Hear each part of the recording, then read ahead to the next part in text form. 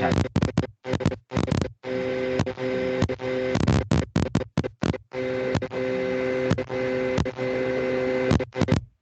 Wait lang ah.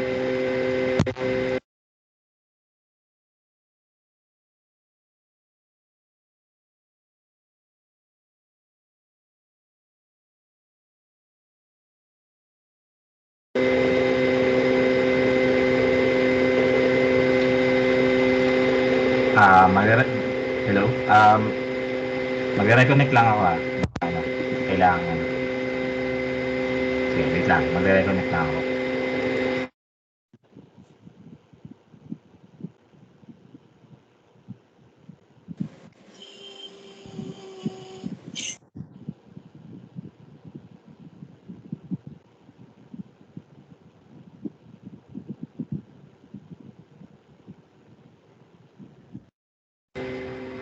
Ayan. Kamusta?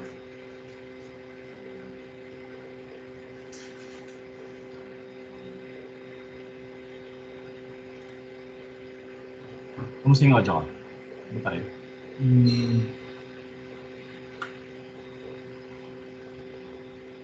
Parang lang yung video nito. Okay. Yan, ganito.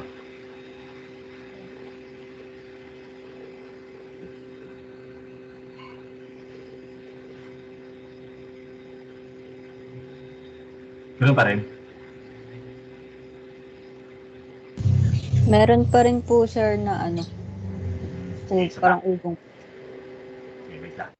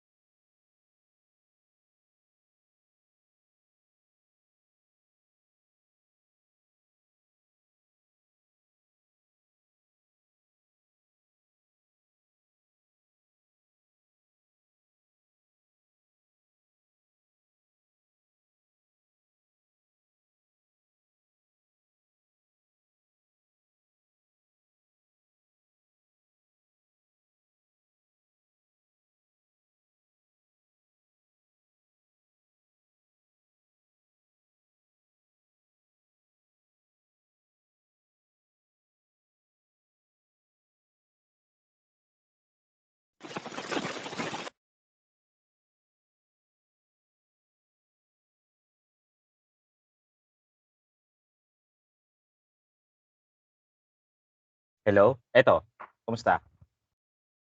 Okay na po, sir. Okay na siya? Sige. Yung ganyang may ginalaw ulit ako eh. Okay naman siya ngayon. Okay na po, sir. Okay, sige. So let's continue with what we were discussing. Hindi na ako nagpadala ng recording kasi feeling ko mas gusto ko siyang i-discuss ng live. Bali baka yung kasunod na lang yung gawan ko ng recording. Yung kasunod na topic, yung topic 3. Okay. Also as a reminder, no, next week na yata yung schedule ng ating tama ba? Next week na ba yung schedule ng quiz 1 natin?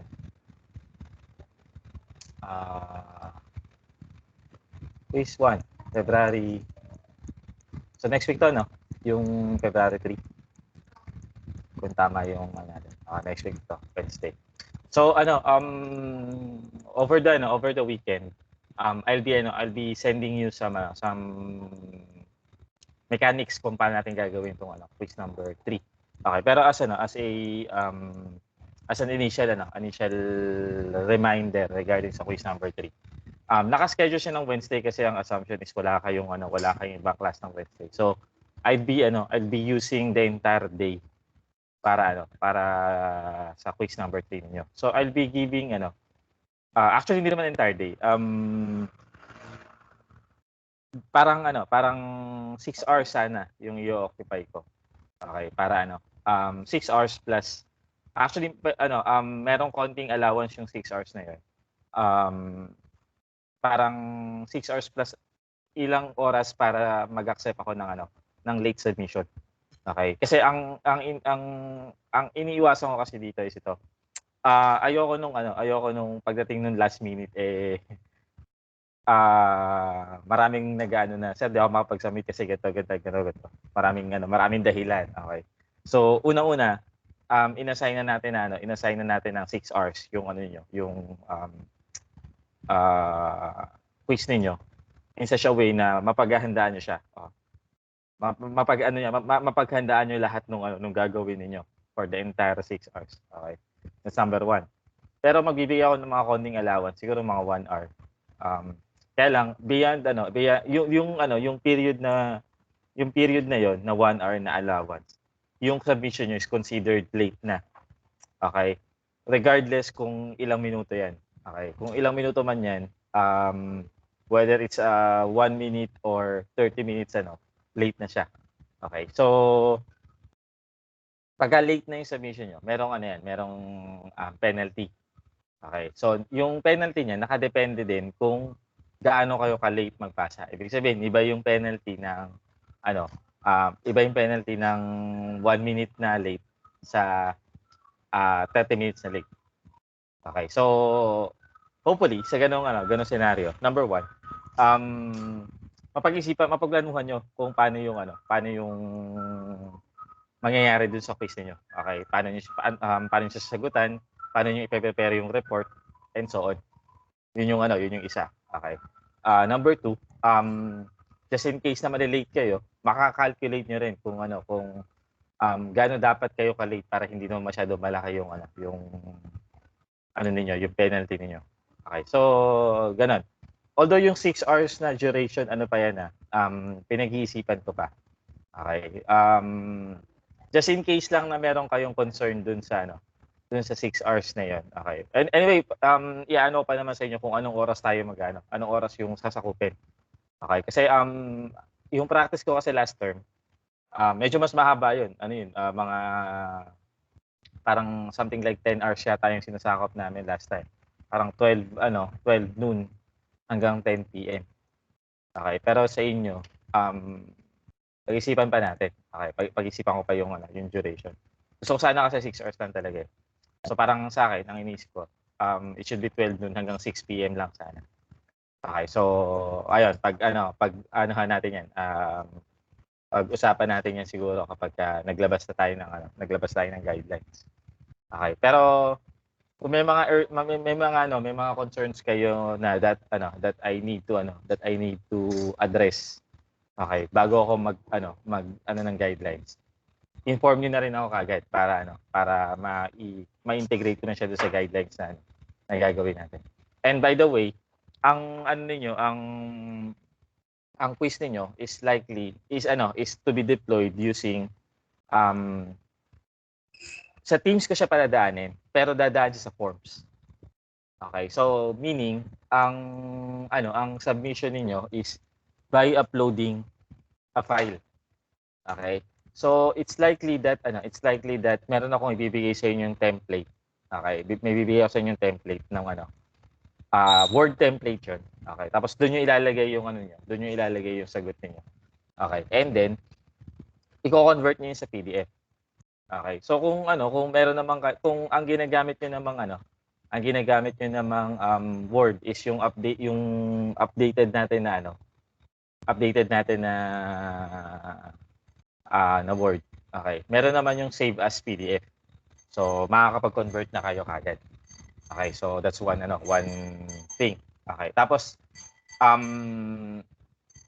yung PDF ngayon ang i-upload niyo. Okay. Yung questions nandun na rin sa forms. Okay. So, ililinawin natin yan sa over the next few days. Para pagdating natin ng February 3. Go tayo sa quiz. Okay?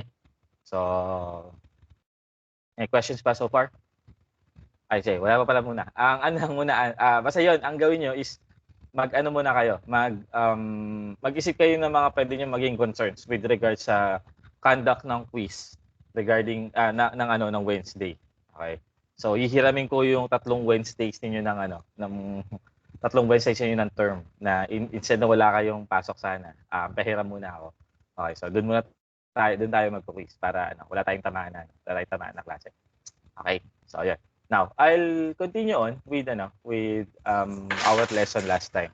Okay, so sabi ko nga is hindi ko na tinuloy yung pagana ng recording kasi I would like this to be discussed personally. Okay, siguro yung topic 3 na lang yung gagawa natin ng recording. Okay, kasi medyo mahaba-haba din. Okay, so doon tayo sa topic. Ito topic 2 tatapusin ko na to today. Okay. Okay, so last week, last meeting, we were on the topic of Laplace Transform, and we have discussed yung integral definition niya. Okay, yung definition niya yung definition ng Laplace Transform niyo using the integral. Ito pala. Yung definition ng Laplace Transform niyo using the integral. And yung first property that is important for us to obtain the Laplace transform without actually using the integral so much. Okay, but again, kahit na we are using the integral or not, okay, the linearity of the Laplace transform still holds true. In any case, the integration operation itself is a linear process or is a linear operation. So therefore, since Laplace transform is an integral transform, yung property ng integration process, which is linear nga siya, napapasa siya sa Laplace transform operation. Okay? Now, the second of those properties para magamit natin siya concerns about your function in time domain being multiplied by an exponential. Okay? So what we will have to do with this one when we want to take the Laplace transform of this expression. Tandaan nyo yung ating we have a given function in t domain, okay? And this function is being multiplied by an exponential. Okay?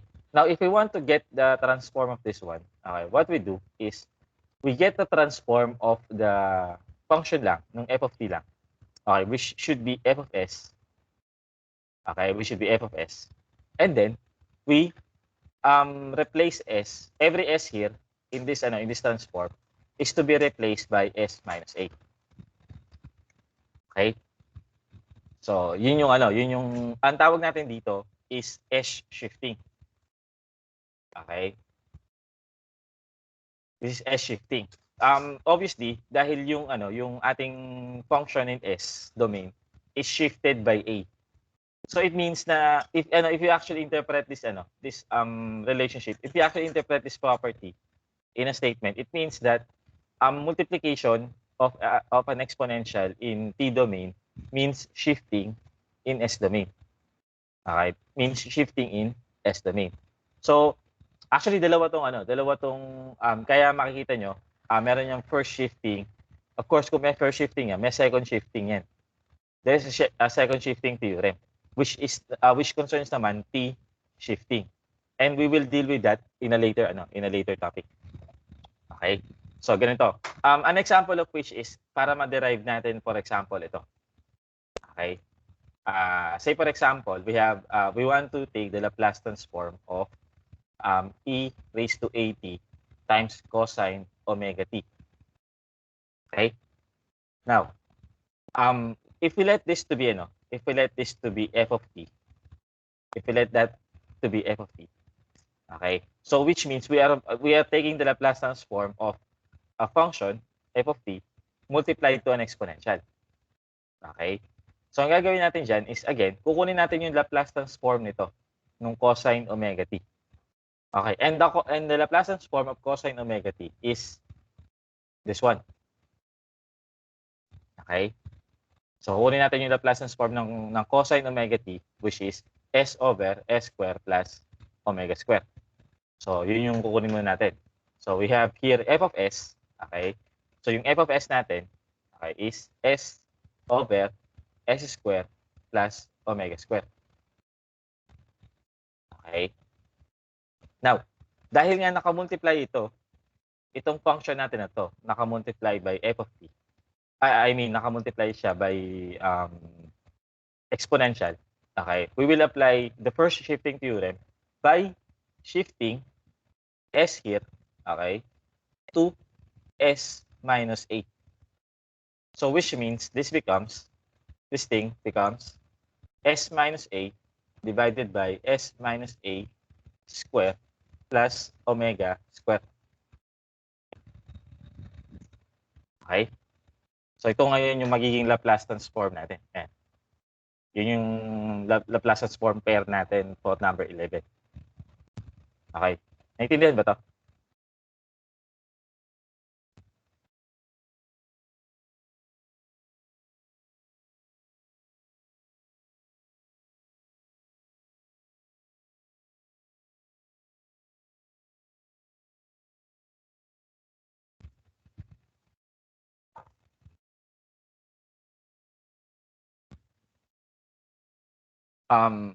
Sige.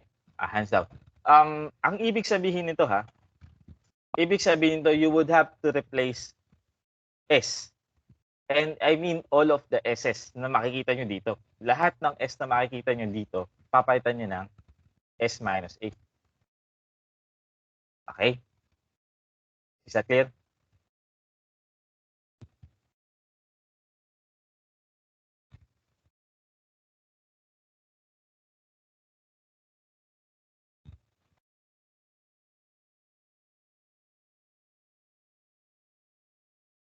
Now, sige, hands down.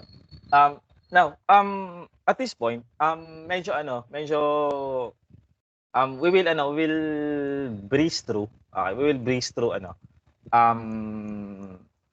inverse Laplace transform. Okay, so dun sa past lesson yata natin, we haven't had any discussions about inverse Laplace transform if I'm not mistaken. Okay, so wala tayong naging discussion about inverse Laplace transform. Now at this point we will have or we will try to discuss the inverse Laplace transform. Pero we will mostly the inverse Laplace transform that we will deal with this at this point is yung gumagamit nung S shifting theorem. Okay? But what I would like you to recognize at this point kapag mag-i-inverse Laplace transform tayo is if you look at the table, okay? If you look at the table and observe very carefully, you would be able to take note that number one, all of the transform pairs that you would be able to see here are all rational. Okay? Ito yung sinasabi ko sa inyo last time that Laplace transforms tend to be rational functions. Okay? It means that kung rational yung ibig sabihin ng rational function is that yung f of s nyo tends to have a numerator polynomial and and a denominator polynomial. Yung nga muna ako tubig.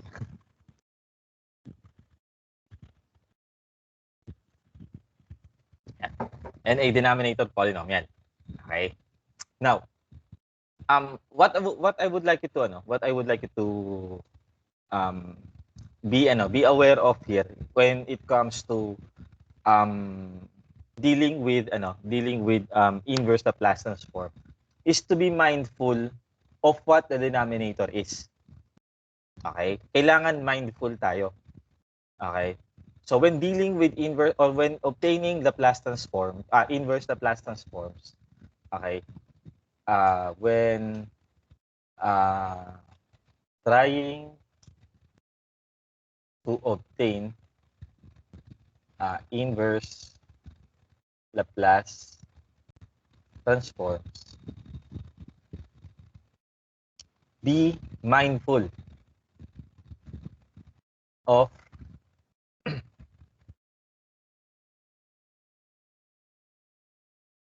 the denominator polynomial. Okay? Lagi niyo titingnan tong denominator. Kasi yung denominator polynomial would actually dictate, okay, kung saan papunta yung ano ninyo, kung saan papunta yung yung kung saan function papunta yung yung inverse Laplace transform niyo. Okay, for example, if you are seeing if you can see that your f of s, okay, halimbawa may numerator polynomial yan, no? Pero yung denominator polynomial niya has a factor, okay, has a factor of s times something, okay, s times something, okay, whatever ds is, pero meron kayo, pero masa-separate niyo yung isang factor, for example, na s, o kaya power of s, say s raised to 4, okay, then you would be able to deduce na if I am actually able to separate this factor via a partial fraction expansion, halimbawa. Okay, halimbawa masa-separate ko tong factor na to from there. And that I would by partial fraction decomposition of this rational function. Okay. Then ito, alam ko kung saan mapupunta to. Okay? This term, okay, would actually lead to an inverse transform leading to t raised to 3. Okay? Saan nanggaling tong observation na to? Dahil alam natin na yung Laplace transform, again, Laplace transform ng t raised to n, the Laplace transform of t raised to n is n factorial over s raised to n plus 1. Okay, since s raised to 4 ito, tingnan nyo yung denominator nito. This is s raised to n plus 1. So kung s raised to 4 yan, that means ang n yan is 3. Okay? So therefore, nanggaling yan sa t cube. Okay? Naintindihan ba yung pinopoint ko?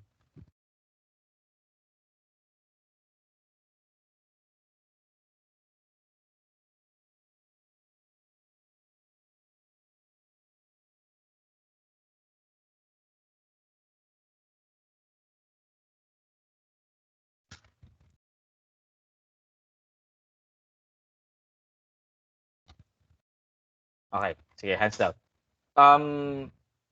So yun,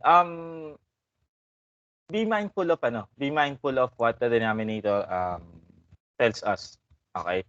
And for example, if your denominator can be expressed as this one or this one, then we are coming from, or that transform came from either cosine or sine.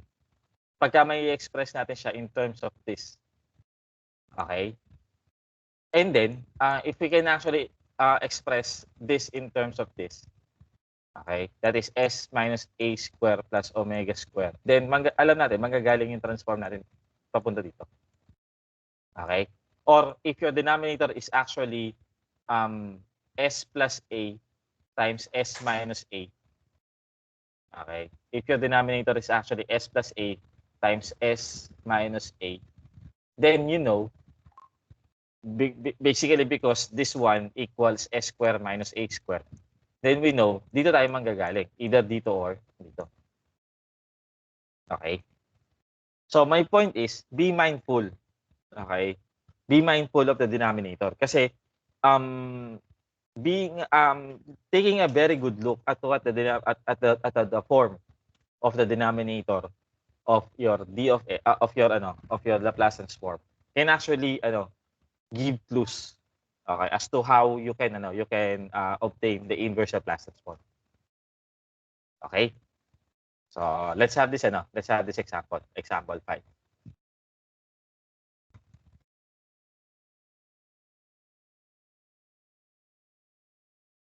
Okay, so let us find the Laplace transform let's find the function whose Laplace transform is that one. Okay, so we are given that your f of s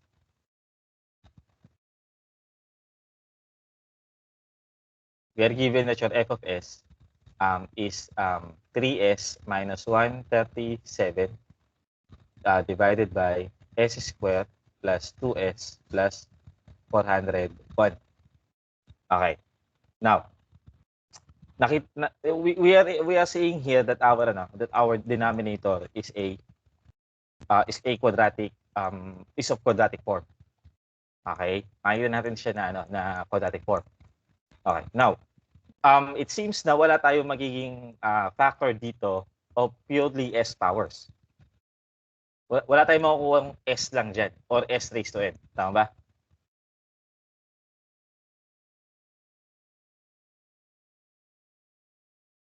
Wala tayong makukuha s raised to n dyan. Okay? So, ibig sabihin, this might not contain any power of t. Okay? Sa sagot natin. Wala tayong makukuha power of t dyan. Now, the next question that you have to you can ask yourself here is, can you actually factor this one? Do this does this denominator or does this quadratic form or does that quadratic expression contain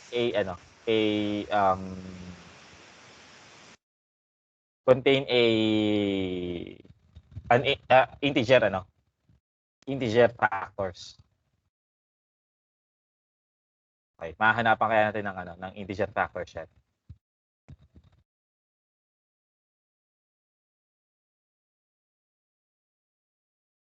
Ang tanong ko lang is factorable ba to? Okay, factorable ba tong denominator niya? When you say factorable, it is factorable having integer terms or having integer factors. Okay? So actually usually sinasagot niyo yung tanong na yan, okay, by trying to determine the roots. Okay? Madalas pagtatanong kayo kung factorable ang isang quadratic expression, you might want to look at the roots. Okay? And if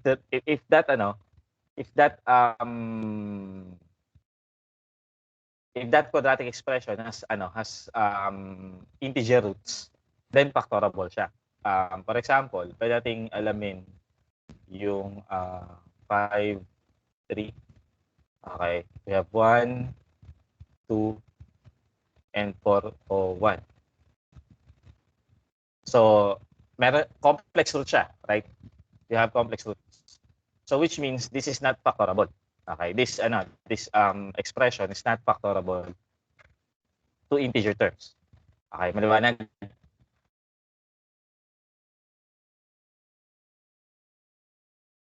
Not factorable. Okay. Kung hindi siya factorable, ito yung gawin natin. Okay? If your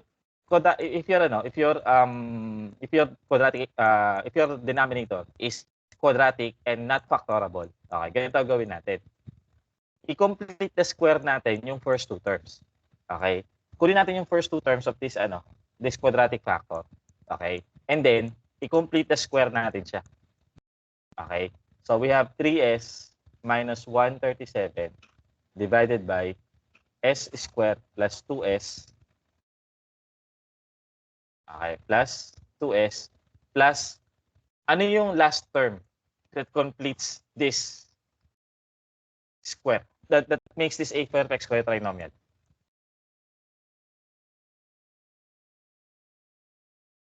Po. Ha? 1. 1. Okay, so 1. I hope alam nyo kung paano nakuha tong 1, ha? Okay? I hope malinaw sa atin kung paano nakuha tong 1 na yan. Okay? So ngayon, since kukunin na yung 1 na to, okay, kunin natin yan galing doon sa 401. Okay, so that should make that 400. So take note na pag ito, sinimplify nyo, ito ulit yan. Tama ba?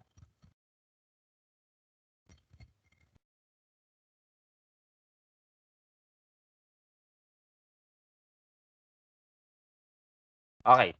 Sige. Hands down. Now, you might be wondering, sir, para saan yun? Bakit natin ginawa yung ganun? Okay. Bakit ginawa natin siyang ganito? Okay. I could write, the reason yan is that first, I would write this first, as this one. Okay. Isusunod ko muna yan as 3s over 137. Okay. 137 divided by s plus 1 squared. Tama ba? Ito yung s plus 1 squared is yung equivalent nito. Tama? Okay. So this is s plus 1 squared plus 400 is 20 squared if I am not mistaken. Okay. 20 squared, check natin. 20 squared is 400. Ayan, tama. So 400 to 20 squared. Okay. Pansinin nyo ngayon itong form na sinulat ko. Okay. Yung denominator niyan is actually consistent with this one. That's actually consistent with number 11 at saka number 12. I'm talking about denominator pa lang. Okay. Kung papansinin nyo,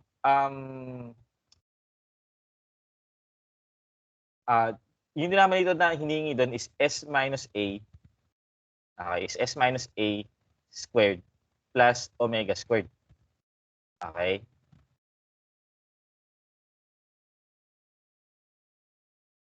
Okay. Kung papansinin nyo, pareho yung form niyan. Okay. Maliwanag, pareho siya. O kung nagtataka kayo kung bakit negative to, positive to, we can just simply write it as s minus negative 1 squared. O yan, pareho na yan. Tama ba?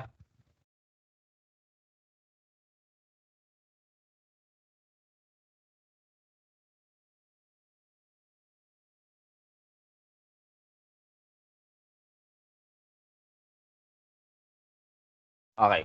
So in that case, ibig sabihin, ang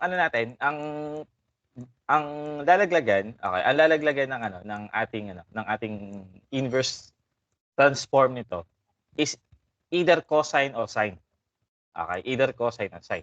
Okay. Now, it becomes cosine if the numerator contains the factor s minus a. Okay, it becomes cosine. Again, it becomes cosine if the numerator contains s minus a. Okay, and it becomes sine if the numerator is a constant. Okay, so which means take note lang na itong 3s minus 137, okay, all over this this denominator can be written this way. Okay, pwede rin isulat siya this way.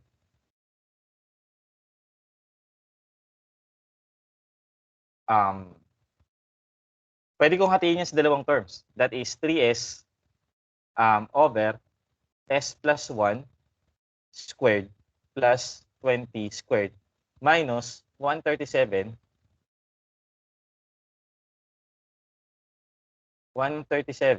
over s plus 1 squared plus 20 squared. Okay? Pwede kong hatiin sa dalawang terms yun. Maliwanag ba yan?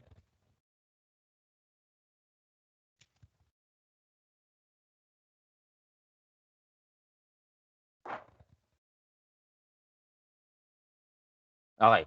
Now, ito ngayon siya.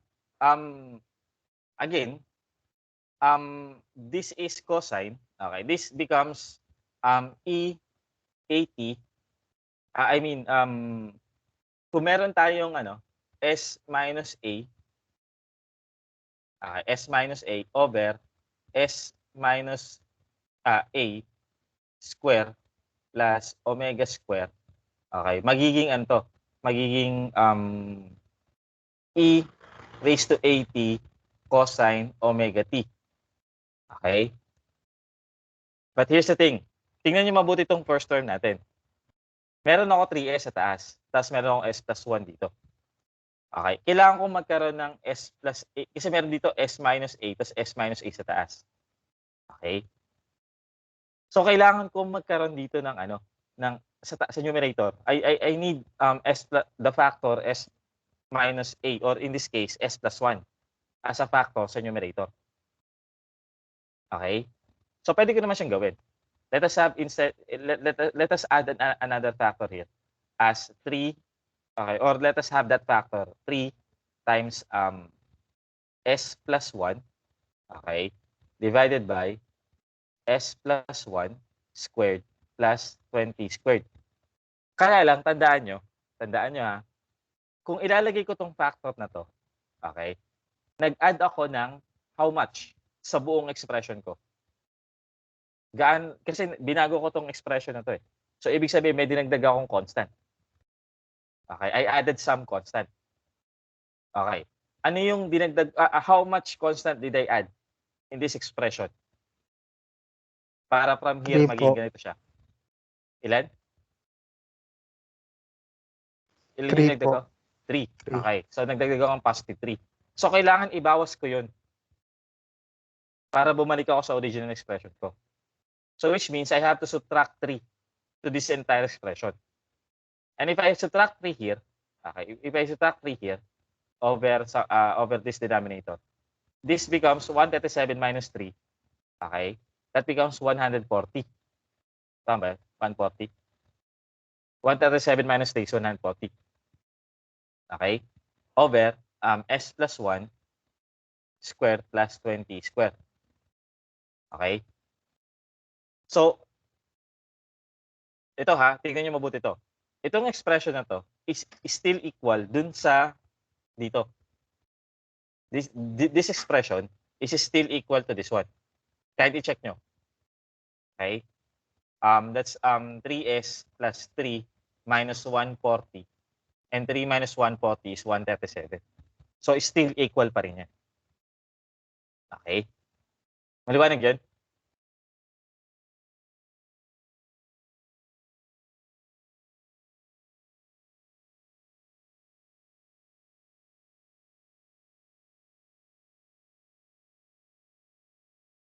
Okay. Now, from here, it can be it can be easily seen that the inverse of this, okay, the inverse of the first term, okay, is 3, okay, times e raised to negative t. Okay, a here being negative 1. Tulad ng sinabi ko dito. Okay? Yung a nyo dito becomes negative 1. So kung gagamitin nyo tong transform pair na to, if you are using this transform pair, a becomes negative 1. So therefore, that's e raised to negative t. Okay. Times cosine of, ang omega dito is ito. So that's 20 t. That's for the first term. How about the second term? Yung second term naman is, this should be omega, okay, over s minus a square plus omega square. Okay? It turns out, this is 20. 20 itong omega ninyo. Okay? So, dapat yung nasa numerator nyo, 20 rin. Okay? Lagyan natin siya dito. That's omega, okay, over s minus a square plus omega square. Okay.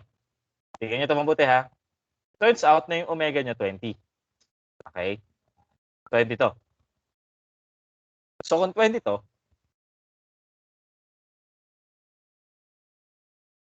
okay. So if this is 20.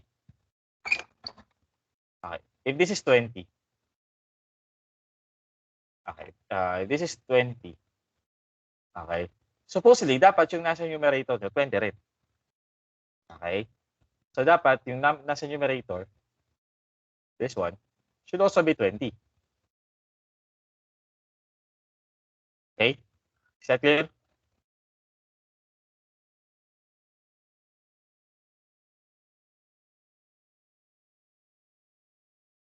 Okay.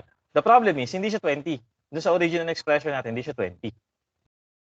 So what do we do? Edi factor natin ito. Let us factor this one. Okay. As Okay. Let us factor that one, that numerator as ito yung 20. Okay. Tapos, ano yung may iwan na factor para maging 140 siya? It should be 7 po. 7. Okay. So, therefore, yung 7 na to becomes a constant. Tapos, itong entire expression, yung 20 over s plus 1 square plus 20 square, the inverse of that, okay, the inverse of that is e raised to negative t. Again, this is according to number 12. Laplace Transform pair number 12. Okay. This is e raised to negative t. Okay. Sine of 20t. Okay. And then, yung 7 na to becomes a constant here. So, ito ngayon yung magiging inverse Laplace transform natin. Okay.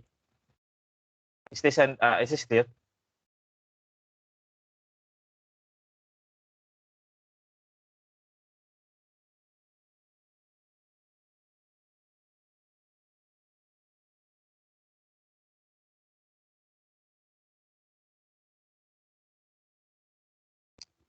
May questions ba so far?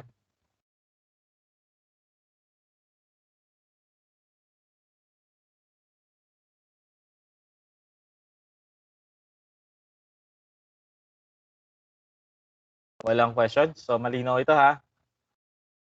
Okay. Ito yung sinasabi ko sa inyo ito yung sinasabi ko sa inyo before that you really have to be mindful of the denominator. Okay, you really have to be mindful of the denominator.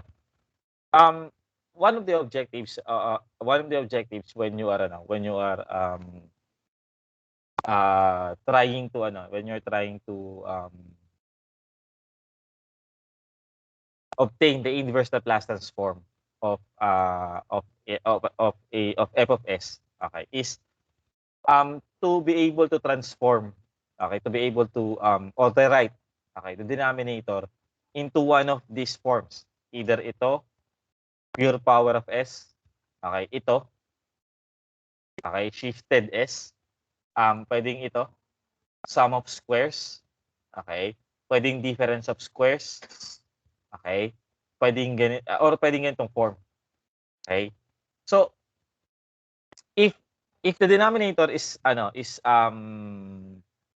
higher than a quadratic polynomial, okay, then you would have to factor that polynomial first para ma-reduce siya either into its linear factors or quadratic factors.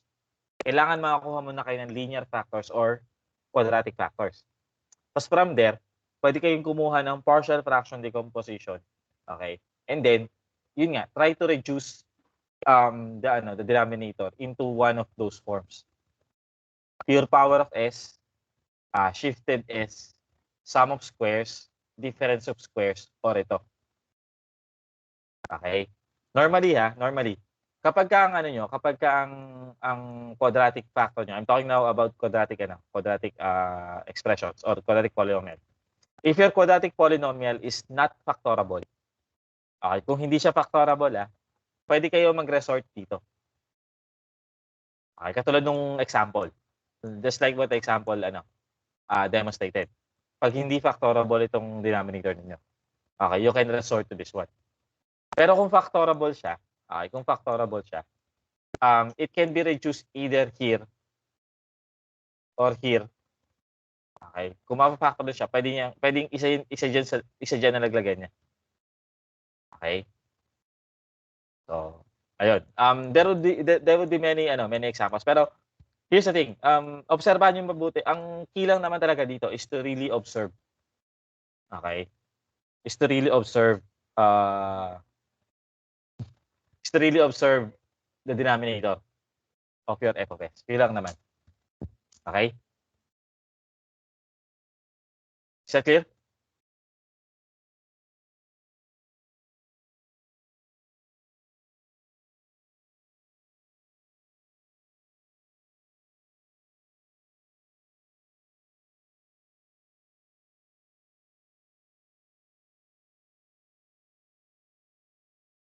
Okay. So, sige. Now, Now, here, at this point, there is a question here. When is your Laplace transform existent? Okay, and when it is unique? Okay. So, a function or your Laplace transform would actually exist. Okay. Number one, if the integral, ang unang condition for that is that the integral that we have discussed earlier, which is f of s equals the integral of e raised to negative st times f of t dt from 0 to infinity. If this integral exists, okay? If that integral exists, then you have a Laplace transform. But another one condition that can actually guarantee, okay, that can guarantee the existence of this integral is yung tinatawag nating growth restriction. Okay?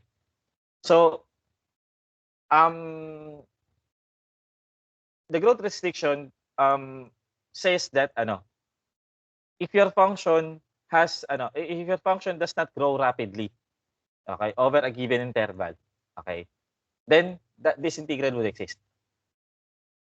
Yung mga function that has that grows very rapidly on a given interval, okay, yung sobrang bilis niyang lumaki, okay, may not have Laplace transform. For example, ang tangent, okay, the tangent function does not have a Laplace transform. Okay, so yung Laplace transform ng tangent function. Okay. Tangent function considering the entire interval, that is from 0 to infinity. Okay. If we have to consider the Laplace transform of the tangent function, okay, from 0 to infinity, then it would not exist.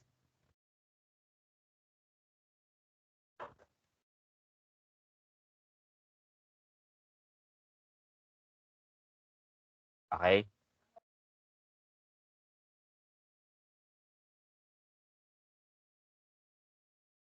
Pero kung i-consider niyo lang yung certain interval, kung i-consider niyo lang certain interval within within a certain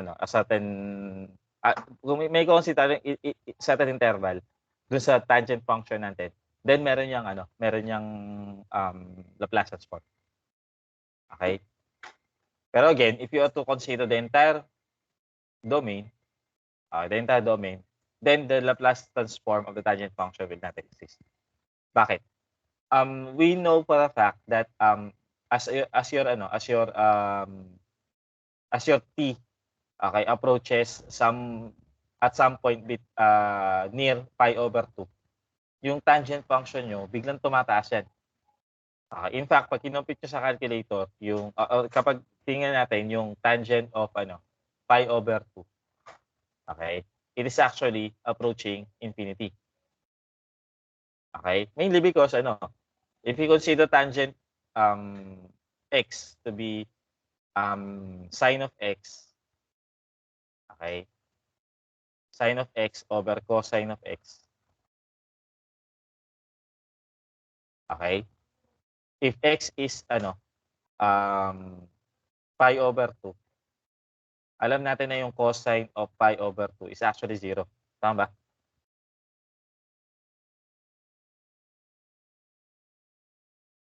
Tama?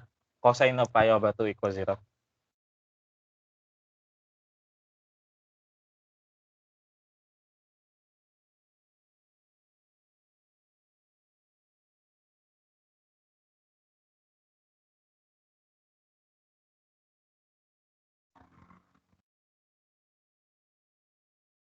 Hello? Tama ba to? Cosine of pi over 2 equals 0.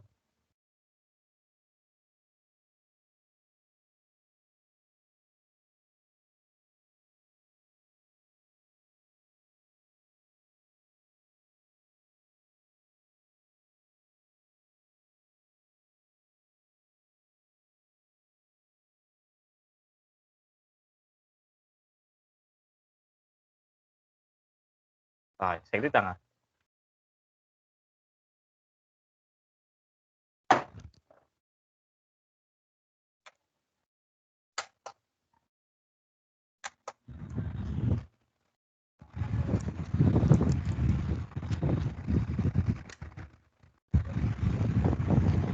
Okay, so ayun.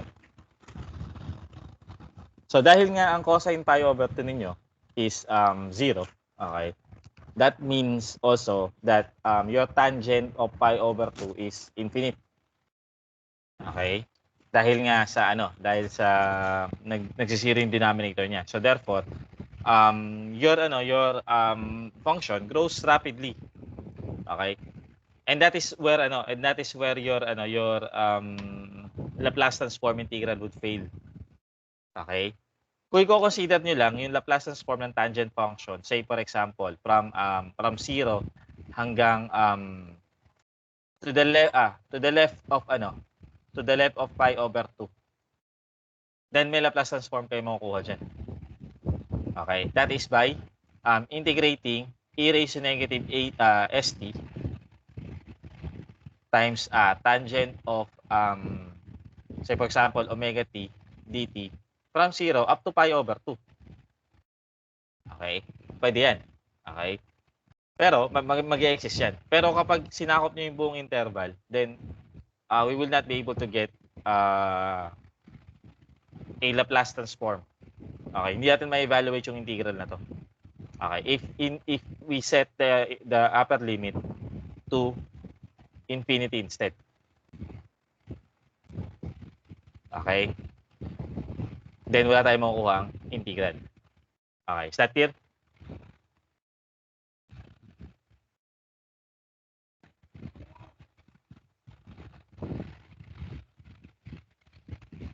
Okay. Another thing that prevents the tangent function to have a Laplace transform is the number of discontinuities.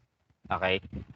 Again, kung mapapansin the Laplace transform can actually be obtained only or if the Laplace transform would exist if there are finite number of discontinuities your function has for a given interval. Kung mabibilang nyo itong discontinuities na to, then possible. Okay? Within this interval. Okay? Then possible makukuha natin siya ng Laplace transform. Pero for example, in the case ng tangent, okay, from 0 hanggang infinity, ang daming discontinuities nun. So therefore, dun pa lang sa point na yon, hindi natin makukuha talaga ng Laplace transform yung tangent function. Okay? So, two conditions. Yung growth restriction, okay, your function should not grow too fast. It can grow actually. Okay lang naman yung growing function. Pero wag lang too fast. Okay? Such that it would grow infinite on a given point within a certain interval. Okay? For example, yung e raised to 80, ayos lang yan. Even if this function is a growing function for a greater than 0, greater than 1. Yung function e raised to 80 nyo is a growing function. Okay? For a greater than 1. Ang pinakaiba lang yan is that it would become infinite. Okay? Because e raised to 80 approaches infinity rin eh. Again, for a is greater than 1, your function e raised to 80 goes to infinity. Pero as t approaches infinity. So mabagal yung yung pag-grow niya. Hindi katulad ng tangent. Yung tangent kasi pagka naging pag yung function mo or yung t mo naging pi over 2, magiging infinite na siya. So bigla-bigla siyang nagiging infinite. And that is where the growth restriction is violated. Kaya wala siyang Laplace transform. Okay? And also, yun nga, piecewise continuous siya. Okay? Meaning, there is a finite number of discontinuity on a given interval. Okay? Alam naman natin kung ano ibig sabihin discontinuity, di ba? Do we know what do we mean by discontinuity?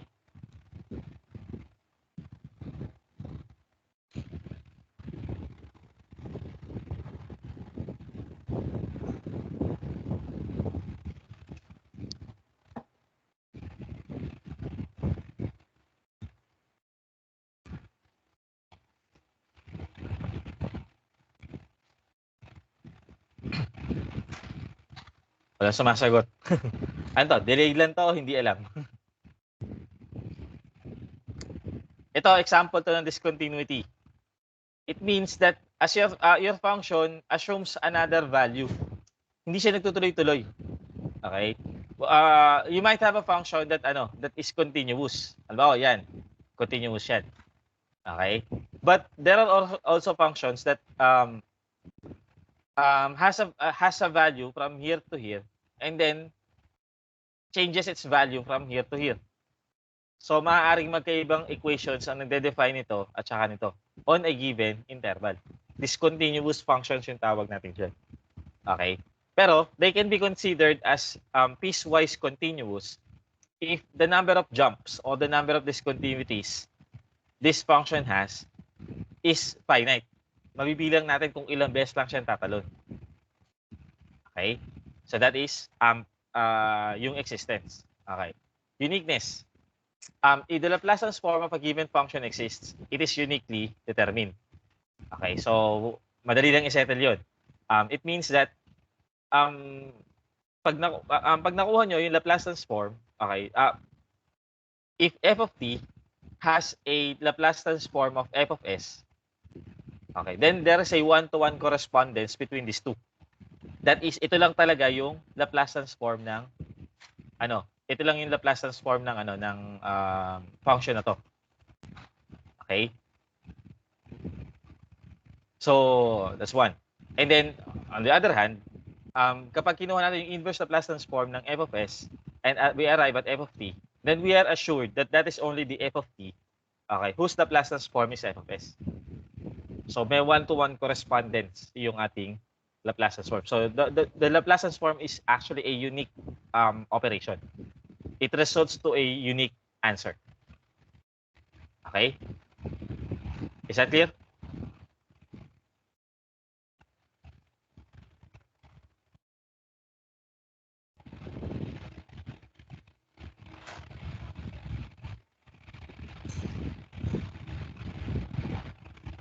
Okay. I would like you to practice your finding this Laplace transforms by working on example 6, 7 and 8. Okay? Pero bigyan ko kayo ng clue para dito. Itong example 6 can be done. Okay? This can be done by kasi use 1 eh. That one pertains to the integral. Okay? Ayun. Ito yung equation 1. Okay? So, gagamitin na siya ng integral para doon. Okay. So, let us use 1, okay? Para mahanap yung Laplace transform nito. Okay. The solution of this ST pala to. Is e raised to negative ST f of t dt from 0 to infinity. Okay. This actually starts by rewriting this thing to exponential form. That is, gawin natin siyang e raised to j 3t or 3i I 3t plus e raised to negative I 3t divided by 2 then squared. So, simulan nyo siya dito. And then, apply this to the integral. Of course, expand nyo muna to. Okay, you have to expand this first. Okay, that becomes something like 1/4 e raised to I 60. I times 60. Okay. Plus, kasi ito mamumultiply silang dalawa. So, their product is 1. Tapos times 2. Tapos times 1/2. So, basically, that is 1. Okay? Check nyo ha. Kung i-expand ko to, halimbawa merong x plus y square. Okay? If I have x plus y square, x square, i-square ko yung first term. I'll square the first term. Okay, and then I'll multiply the two terms, and then multiply the product by 2. So that is 2xy, and then square the last term. Okay, sinasabi ko dito sa dito is that you have to multiply this and this. Okay? So that is something like e raised to I 3t over 2 times e raised to negative I 3t over 2. Okay? And then multiply this by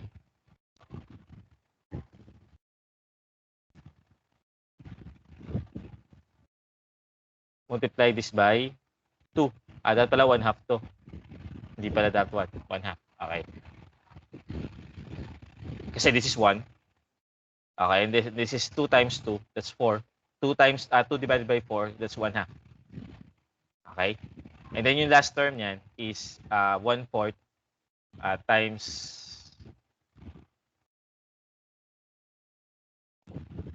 e raised to negative I 60. And then yun ang i-apply nyo sa integral. Okay? Nakuha to?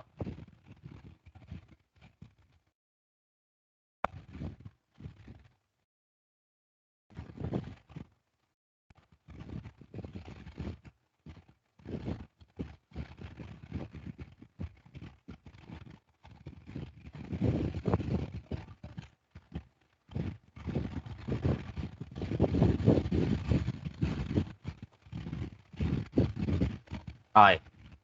With regards naman din sa sa example 6 points sa example 7. Okay. You may want to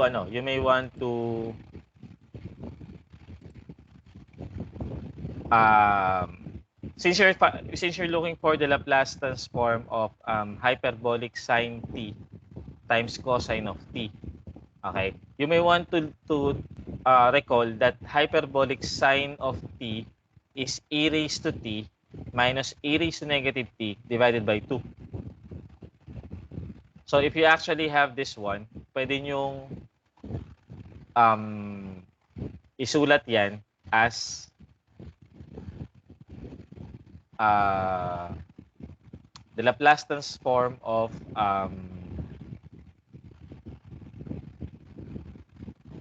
e raised to t minus e raised to negative t over 2, okay, times cosine of t.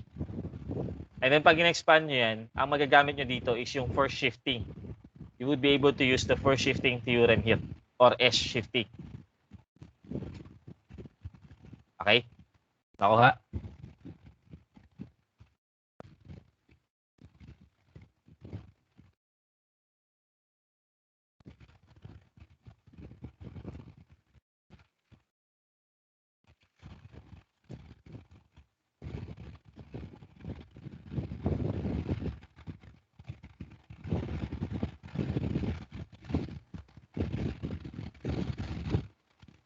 Okay? So, try doing that.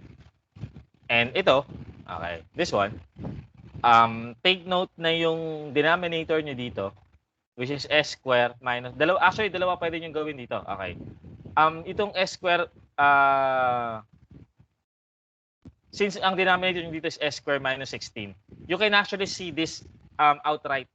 Okay. You can actually see this outright sa table 6.1. Okay. This can actually lead to hyperbolic cosine, okay, function, okay, hyperbolic cosine 80 o kaya hyperbolic sine, okay.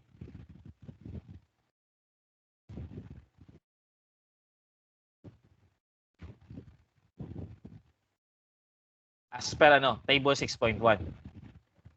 Okay, but you have another option here. Okay, you have one more option here. You can actually rewrite this as 4s plus 32 over s minus 4 times s plus 4. Tama ba? I can rewrite the denominator as s minus 4 times s plus 4. Tama?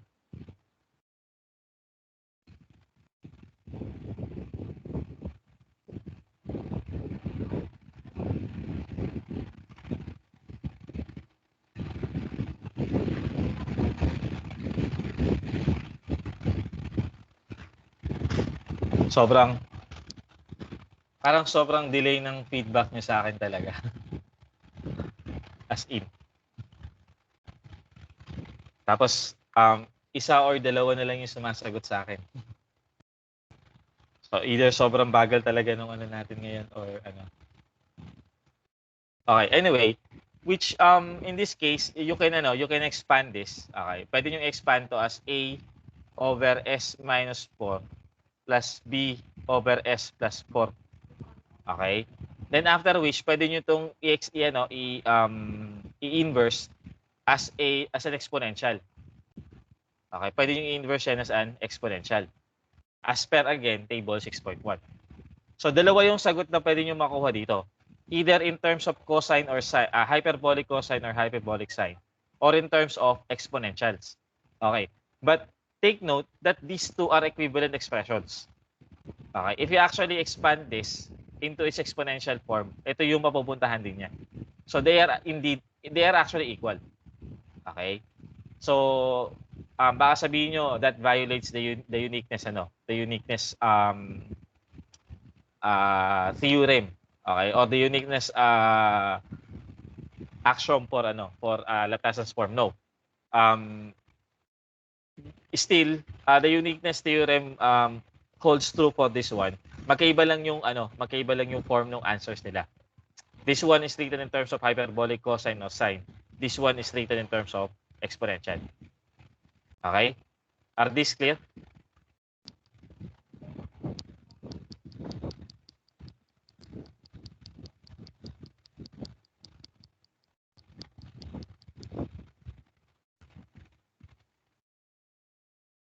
Okay. Now let us move dun sa ating second topic or second discussion, which is sa section 2.2, which is transforms of derivatives and integrals and ODEs. Okay. This is the topic where we will use your Laplace transform to solve differential equations. Okay? But we start first with this theorem. So theorem 3, parang mali na ako ng reference dito. Should have been theorem 4 na. Tama, dapat 4 na nga to. Okay, correct na lang natin. This should have been theorem 4. This is theorem 5 dapat. Yan. Okay, so here. Okay, tingnan natin to ha. The Laplace transform of the first derivative of your function is S times the Laplace transform of the original function minus f of 0. Okay, f of 0 here pertains to the value of f of t when t equals 0. Okay? So that is basically pertains to initial condition of your function. Okay, it actually pertains to the initial condition of your function. Again, this is the Laplace transform of the first derivative of f. Okay, is s times the Laplace transform of the function. Okay, minus f of 0. Written in terms of yung conventional Laplace transform natin. The Laplace transform of f prime of t. Okay, the Laplace transform of f prime of t equals s times f of s. Okay, f of s here means the Laplace transform of f of t. Okay, minus f of 0. Yan yung alternative expression natin dyan. Okay, while the Laplace transform of the second derivative, okay, of the function is s squared times the Laplace transform of the original function minus s times f of 0 minus f prime of 0. Okay. Formula 1 holds true if f of t is continuous for all t greater than or equal to 0 and satisfies the growth restriction in what was discussed earlier. Okay. And f prime of t is a piecewise continuous on every finite interval on the semi-axis t greater than or equal to 0. Which means, kung ano yung requirement ng function natin originally, should also hold true for its first derivative. Okay? And so on. Okay. So ayun. Medyo siguro baka hindi niyo pa ma-absorb kaagad ito. Okay, baka hindi niyo pa ma-absorb kaagad ito. Okay, pero tingnan niyo mabuti yung pattern. Okay, tingnan niyo mabuti yung pattern. Halimbawa, kunin natin yung Laplace transform say ng third derivative. Paano kaya siya susulat?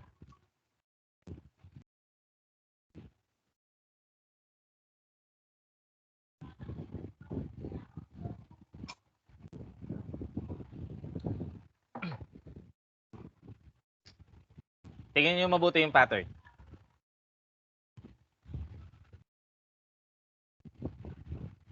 First derivative.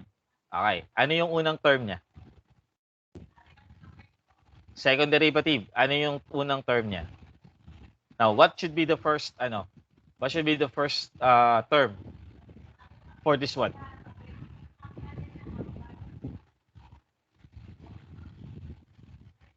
Anyone? S cube po, tas Laplace transform nung function po. Okay. So, we have S cubed times the Laplace transform of our function. Minus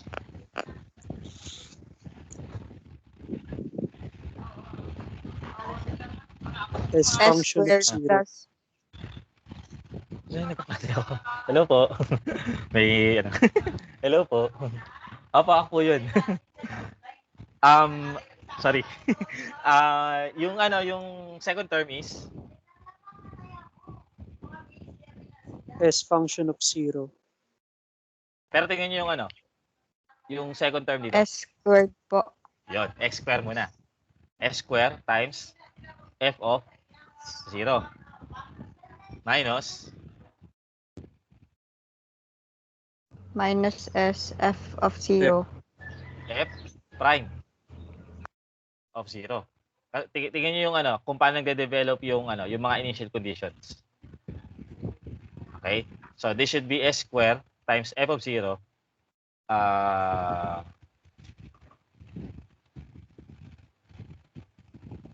minus s times f prime of 0. And then yung dulong term nito should be a constant f double prime of 0. Isa pa. Ano yung Laplace transform ng fourth derivative of your function? Sige.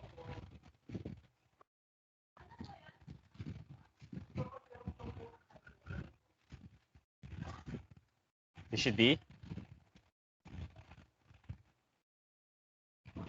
S to the fourth po, tas Laplace transform nung function. Laplace transform ng f minus S cube s cube. f of 0. Okay? Minus S squared f Minus prime s square times f prime po nung 0. okay? Minus S f double prime nung 0. And then f triple minus minus f S triple prime of 0. Okay, yan. So I hope you are getting that pattern kasi yun yung sinasabi nito eh. That pattern is what is stated here. Okay, yun yung sinasabi dito sa pattern na to. Okay? And this equation 3 generalizes. Okay? This equation 3 generalizes the Laplace transform for any nth derivative of your function. Okay? Maliwanag ba to?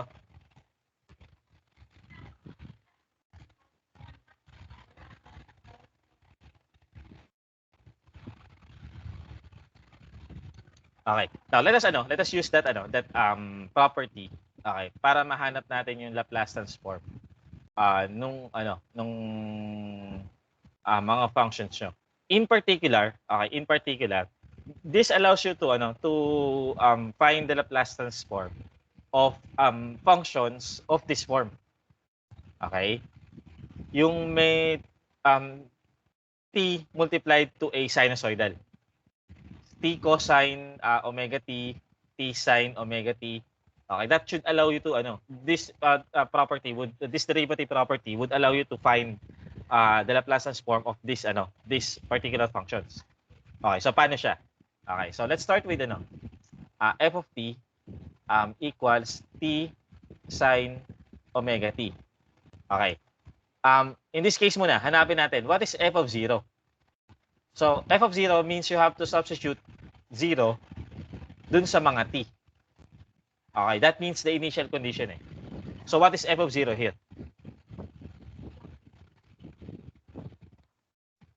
0 po. So, this is 0. Okay, now let us find the first derivative of this function. Okay, so the first derivative of this function is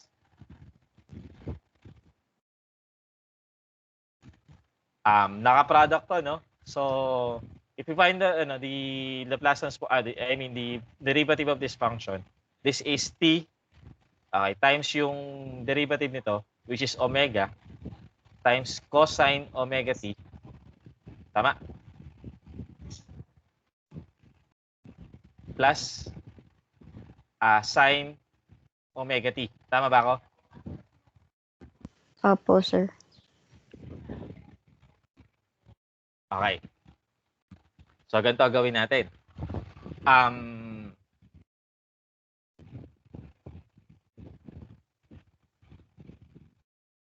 Mukhang kulang pa. I would like to find ano yung value nito, the value of this when t is equal to 0. So, clearly, this is still 0. Kasi pag pinita ko ng 0 to, although 1 ito, pagka t is equal to 0, still this becomes 0 and this becomes 0. So, still, this is 0. Tama?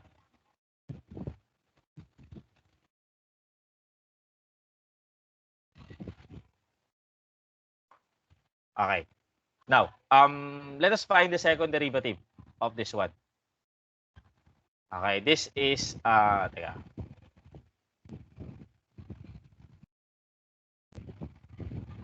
This is negative. Tama? This is t. Kasi product rule pa rin to eh. So, I'll have t, okay, times negative omega square sine omega t. Tama ba? Opo. Okay. Plus omega cosine omega t. Tama ba to?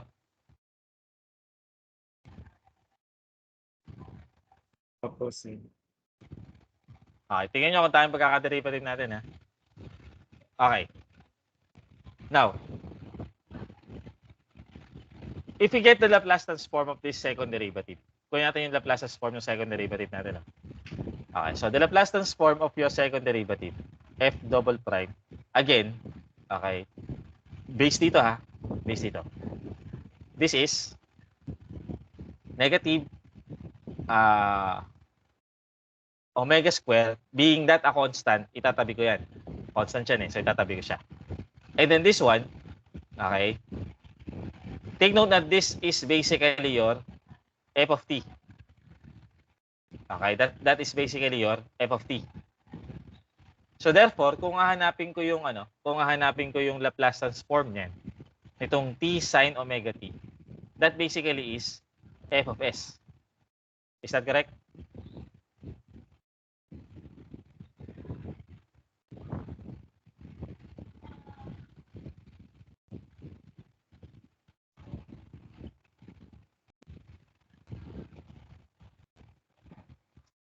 Okay. Plus, ano yung Laplace transform ngayon nito? Sa table, this is S. This omega is multiplied dun sa Laplace transform nito. So this cosine omega t has the Laplace transform S. Okay, times omega. Okay. Times this omega. Okay, divided by S square plus omega square. Okay? Is that clear?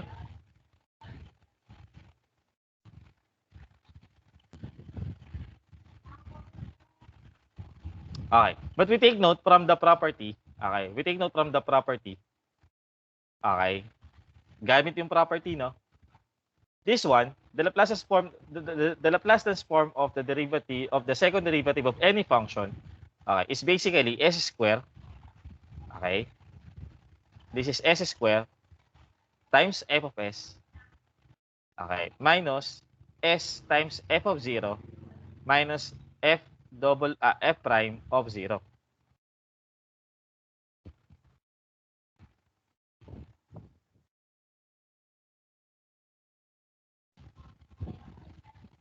Okay?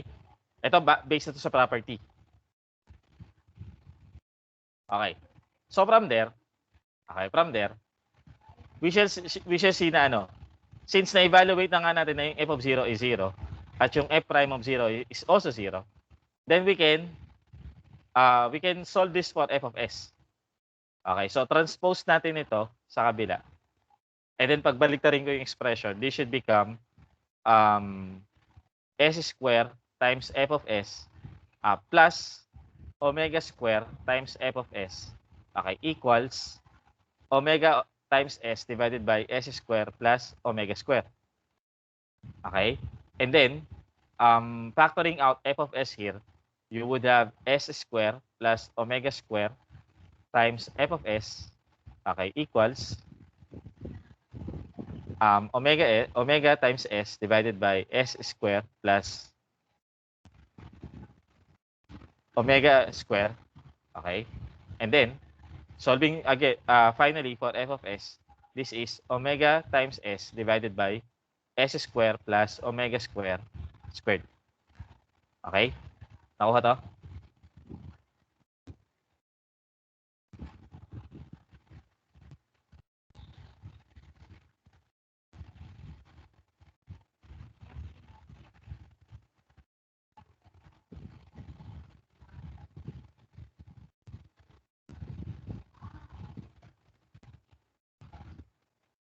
May questions ba so far?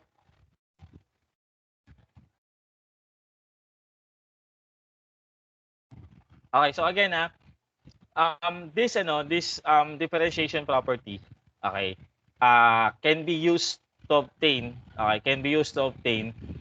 yung Laplace transform ng mga functions of actually power of t, possible to. Possible yung power of t, okay, times a cosine o kaya sine. Okay. This primarily works on the principle, okay, that you would be able to, after getting the derivatives of some of your functions, okay, after getting the derivative of some of your functions, you would actually revert back dun sa original function ninyo. Katulad dito, if after getting the second derivative of this function, okay, I actually have reverted back to this one. Bumalik ako dun sa form na to. Kaya pwede kong gamitin yung differentiation property dito. Okay, same thing with other functions. Kapag magagawa niyo siya ng ganyan, then you can apply differentiation property for that. Okay? Is that clear? Sir, excuse po. Apa. Yung Diba? yung pong sa second derivative nung function po, hindi po siya tatlong term na. Magiging meron pa pong plus w cosine wt. Kasi yung sin wt pa doon sa first derivative. Oo nga, no? So, which means magiging ano to? 2w cosine wt po. Sige. Oo nga pala. Nakakaisang ano pa lang pala ako. So, this means this becomes, tingin ulit dito, no? Tingin tayo ulit dito. Thank you sa reminder. Oo nga pala. Ito, okay, becomes t, itong t na to, times yung derivative ng cosine omega t, which is negative omega, okay, which multiplies dun sa omega to, so becomes that's omega squared, times sine omega t, Okay. Plus cosine omega t times derivative ng t. Okay. And then plus, sorry, may omega pa pala to. Kasi may omega siya originally dito eh. So may omega to. Plus omega cosine omega t, which makes this negative omega square t, okay, sine omega t plus 2 omega cosine omega t. So which means dapat nung nilaplace transform ko to, dapat meron itong 2. Ayan. So kung may 2 yan, tama ba? Yung ano, tama yung ginawa ko? Opo, sir. Bali magkakatulang po dun sa Okay, numerator. So magiging 2 rin ito. Magiging 2 rin ito. Tapos magiging 2 rin ito. Ayan. Okay? So, ayun. So, paki-check na lang kung ano yung sa differentiation. Oo nga, nakalimutan ko yung kasi magiging 3 terms na nga pala siya dapat. Okay? May questions pa?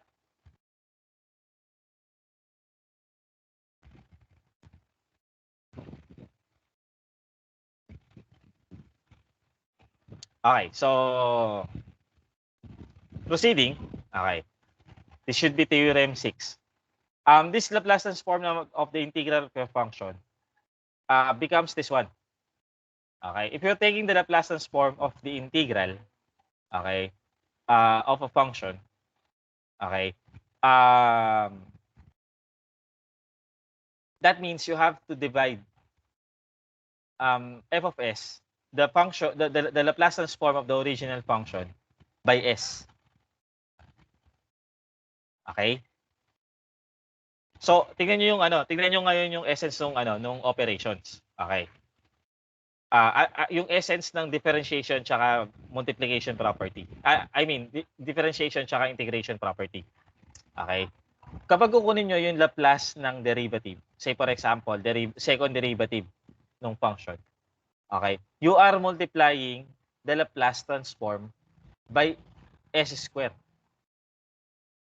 Okay? And of course, you have to subtract yung mga necessary terms pa. Okay. Pero ito, in essence, when you're getting the Laplace transform of the derivative of a function, you are multiplying s. Okay? Dito naman, sinasabi naman dito that if you're trying to obtain the Laplace transform of the integral of a function, okay? If you're trying to obtain the Laplace of the integral of a function, you are to divide that Laplace transform by s. So, na-gets nyo yung logic nito. Okay? So, differentiation, okay, basically is multiplication by s. And integration is division by s. Okay? Na-gets nyo yun?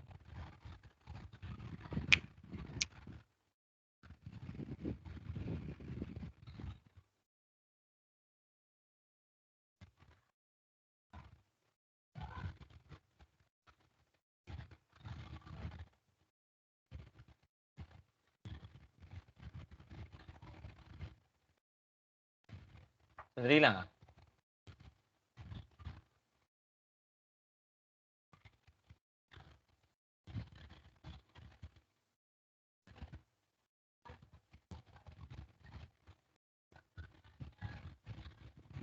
Okay.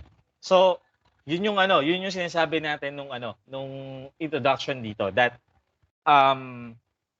your Laplace transform reduces calculus operations such as differentiation and integration into algebraic equations. I mean algebraic operations. That is multiplication and division respectively. Yun nga lang, hindi siya pure It means na kapag differentiation, you are multiplying by s. Okay? And integration, you are dividing by s. Okay? Is that clear?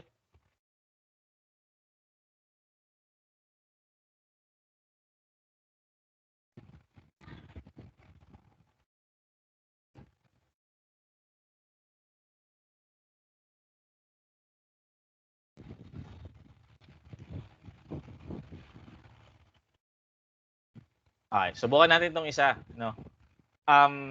Using theorem 5, find the inverse of this and this. Okay. So let us let f of s equals 1 over s times s square plus omega square.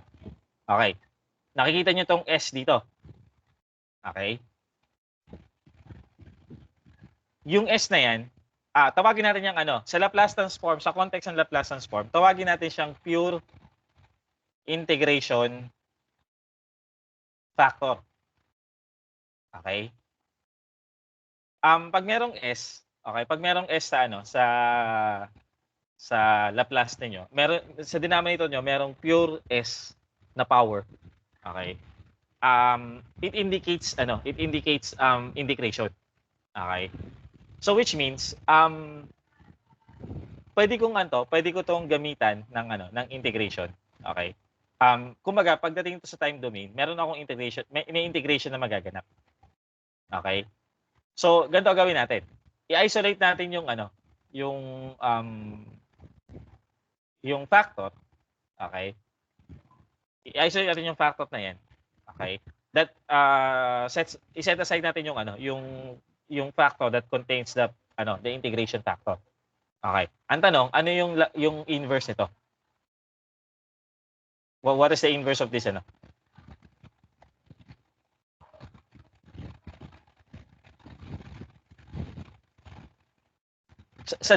tanong pala, saan papunta to? Yung inverse nito, saan papunta?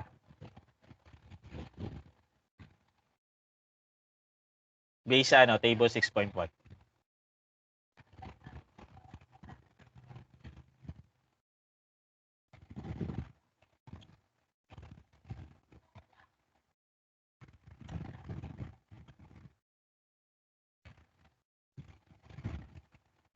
Parang mali ako dito. Parang mali-discover ko na mali ako dito. Sige, tingnan natin to ha. Base sa table 6.1 ninyo. Base sa table 6.1 natin. Ito yan. Constant yung nasa taas. Okay, constant yung nasa taas. So, yun nga lang, ang nakalagay kasi sa atin dito, 1. Dapat omega yan. So, para mapagtagpo ko sila, okay, kailangan gawin ko siyang 1 over omega. Kailangan ko siyang gawing omega. Okay. Over s square plus omega square. Pero kailangan i-multiply ko ito ng 1 over omega para ito pa rin siya. Okay. So, which means, ano yung inverse nito? Ano yung inverse ito? Para mali nga ako dito.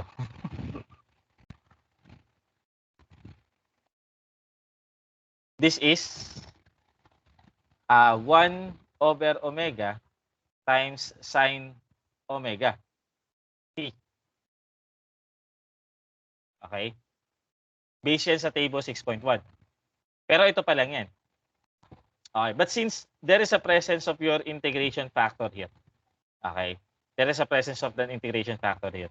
Your f of t, okay, should be the integral, okay, the integral of this 1 over omega sine omega t, sine omega tau, okay, d tau from 0 to t. Yan yung sabi dito. Kung i-apply natin yung property na to. Okay? If f of s is divided by s. Okay? Ito yung lalabas na f of s kasi. Okay? Yan yung lalabas na f of s eh. So hahanapin natin yung inverse niyan na f of t. Okay, tapos itong f of t na to ang ilalagay natin doon kasi nga dahil may presence ng integration factor. Okay? Maliwanag ba 'yan?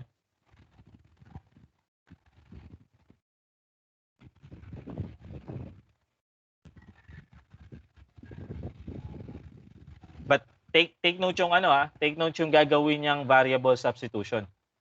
Once na i-substitute niyo yan doon, lahat ng t dito gagawin yung tau. Tapos yung limits ito from 0 to tau.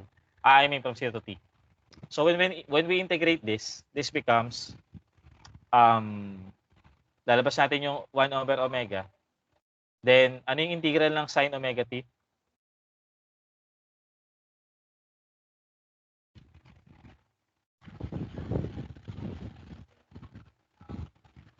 Cosine? Positive? Negative. No. Tama ba? Nakalimutan ko na yung integral ko. Negative. Ang integral ng sin omega t dt is negative ba? Negative cosine. Negative cosine. So negative 1 over omega. Tama? Cosine omega t plus c. Tama ito?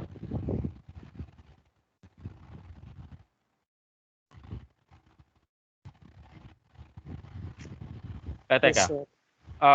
Pero pag dinerivative ko to, ang derivative ng cosine is positive sign.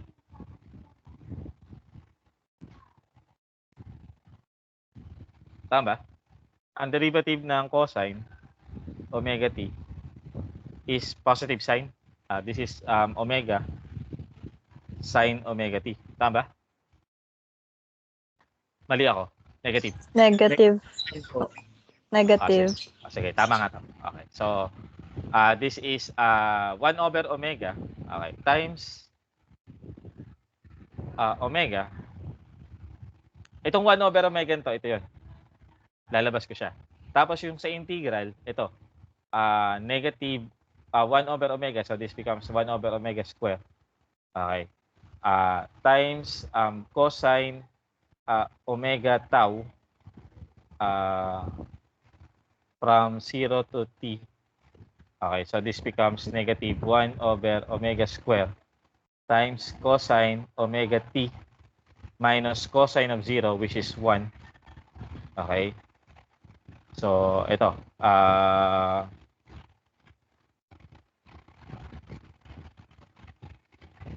So, this becomes 1 over omega square times 1 minus cosine omega t. Ito yung f of t natin. Okay. This is for ano This is for dito. So baka feeling ko mali talaga 'to eh. I have a hunch na mali ito. So this should be 1 over omega square times 1 minus cosine omega t. Okay. Pero i-check ko i-check ko kung tama ito. Pero alam ko tama, mali nga yung parang mali nga 'to sagot na 'to. Kung ang given is 1 over s square plus omega square. Ang inverse Laplace niyan, is yun nga, 1 over omega times sin omega t. Kung yan yung kukunan natin ng inverse. Pero kung meron ng s dito, ibang feeling ko, hindi, ito yun. Okay, mali nga yung sagot ko dito. Which means mali rin yung sagot ko dito. Okay. Ang gagawin nyo dito kasi, sa pangalawa na to, okay. Since s square na to, this is s square now. Natin siya, i-double integrate natin siya. So, ganito gagawin nyo. Since meron pang isang integration factor, okay, s square yan, di ba? May isa pang integration factor. Ito, i-integrate nyo pa to. Okay, hindi nyo integrate hindi nyo integrate ng dalawang beses na successive Okay, ang tamang integration nun is i-integrate nyo muna yung f of tau d tau from 0 to t. Okay. Tapos yan, pagka na-evaluate nyo na yan, tsaka nyo pa siya i-integrate ulit from 0 to t. Okay. So, dalawang beses kayo mag-integrate pero hindi successive. That is, i-evaluate nyo muna to. Tsaka nyo siya i-integrate ulit. Is that clear?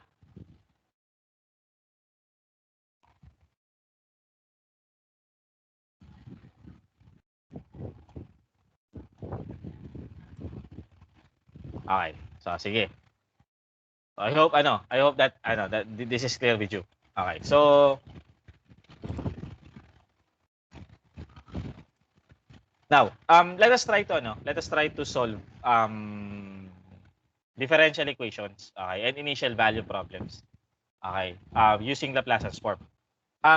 When you say initial value problems or IVP, okay, it means that you are given a differential equation, a non-homogeneous linear differential equation. Okay. And then you are given initial conditions. Okay? Initial conditions yung ibibigay sa inyo. So kapag ganyan yung statement ng problem ninyo, this is what we call an initial value problem. Okay, this is an initial value problem.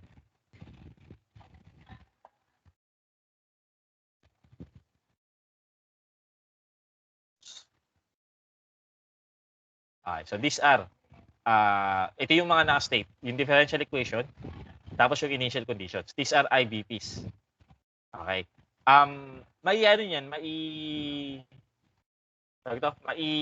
Ko-contrast nyo yan. Okay, with yung tinatawag nating boundary value problem.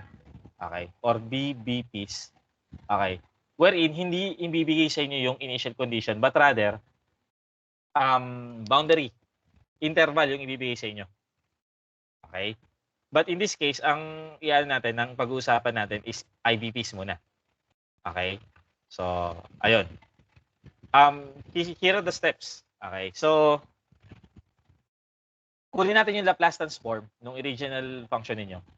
And thereby, we will arrive at what we call the subsidiary equation. Okay? Which is this one. Okay? And then, what we will do is we will divide this entire thing. Okay? We will divide this entire thing with this one. Okay? With this polynomial. Okay? To get what we call yung transfer function. Okay? Now, this would give you the solution. Okay? This would give you the solution as this one. Sige, ganun lang. Mag-example na lang tayo. Okay, para mas maintindihan niyo yung mga equations na yan. Okay, ganito ha.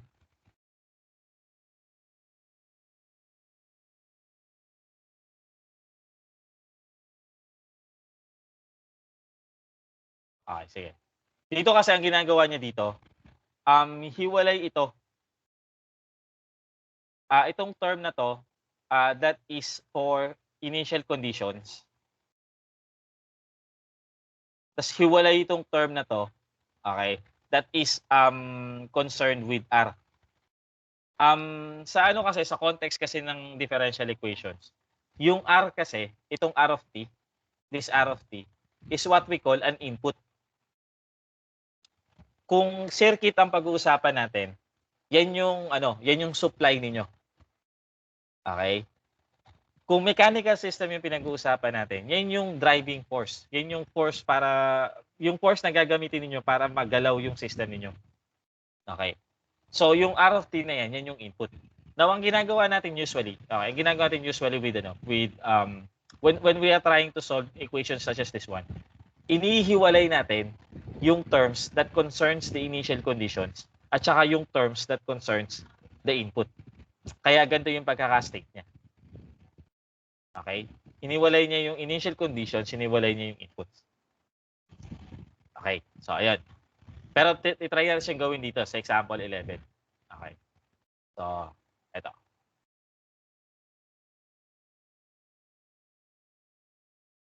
So, we are given y double prime minus y equals t. Okay? With y of 0 equals 1 and y double prime of 0 equals 1. Again, kung gagamitin niyo yung tools niyo sa differential equation sa previous course niyo, you would use method of undetermined coefficients for this one. You would be using that method. Okay? And again, sa akin nung sinamarize, pag ito tinuturo ko sa mga students ko when I teach the method of undetermined coefficients to my students, I usually summarize this method in 6 steps. Okay, so 6 steps 'yun. Okay. Although alam ko nagkaroon din ako ng shortcut dito eh. Meron akong may natatandaan akong may dinevelop akong parang shortcut nito. So parang na-reduce ko yata yun from 6 steps to 4 steps na lang. Okay, so yun. Okay. Pero using the Laplace transform, ito yung gagawin natin. Okay. So ito yung gagawin natin. So first, let's obtain the Laplace transform of the equation. Okay. So the Laplace transform of the equation is this. Anong Laplace transform ng y double prime?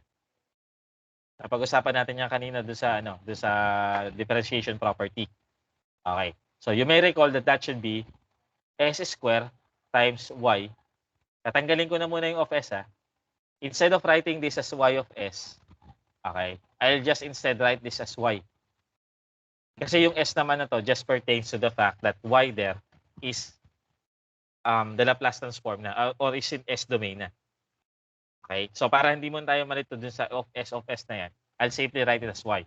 But remember that y here is a function of S. Okay, is that clear?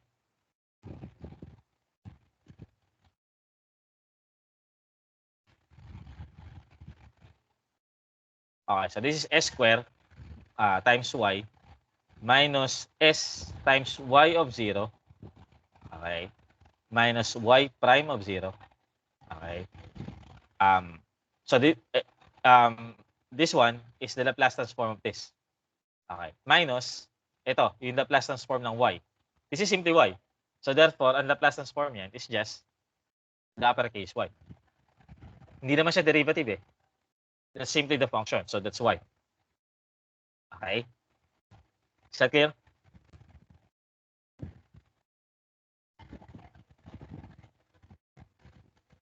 Now, equals yung t. This is our input, no? This is our r of t. Okay. As of this point, at this point, lagay ko muna siyang r of t. So that kapag kinuha ko yung pag kinuha ko yung Laplace transform ng r of t, that is simply r. Papakita ko sa inyo yung essence itong formula na to. Nung derivation niya dito. Okay? Nung steps na to.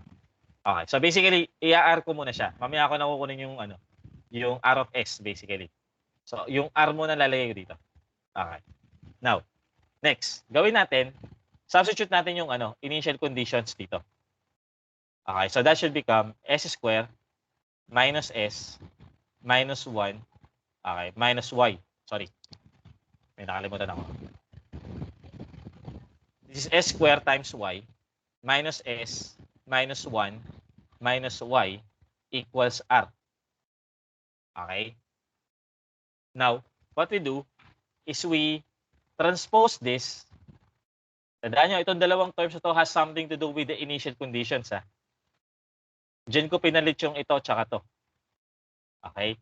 So these two terms has something to do with initial conditions. So ito, lilipat ko sa kabila. So that the left side term only has y. Okay? It only has y as its Okay? So, ayan. So, this becomes s square minus, s square times y minus y equals s plus 1 plus r. Okay? Then, let's factor out. Okay, let's factor out yung y dito. So, this becomes s square minus 1. Okay, times y.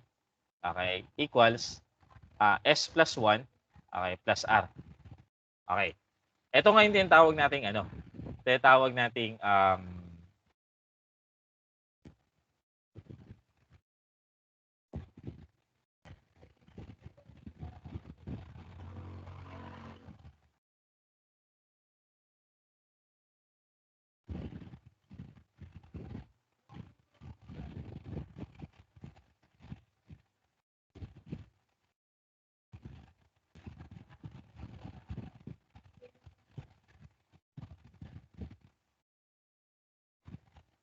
ayun, sige. Nawala ako. Okay, so ito ano. Now, what we do here, okay, what we do here is that we divide, okay? We divide everything with s square minus 1. Okay, I'll divide everything with s minus 1. Okay, so this becomes y. Divide ko ng s minus 1 to lahat, di ba? So this becomes s plus 1 over s square minus 1 plus r, okay, times 1 over s square minus 1. Okay? So again, tandaan nyo, itong terms na to still has something to do with initial conditions. Okay? And this term has something to do with the input. Okay? This has something to do with initial conditions and this has something to do with the input. Okay. Tsaka ko ngayon ipapasok yung R. Again, what is my R of t? In this case, ang R of t ko ay t. Okay? What is then its Laplace transform? R of s. Anong Laplace transform ng t?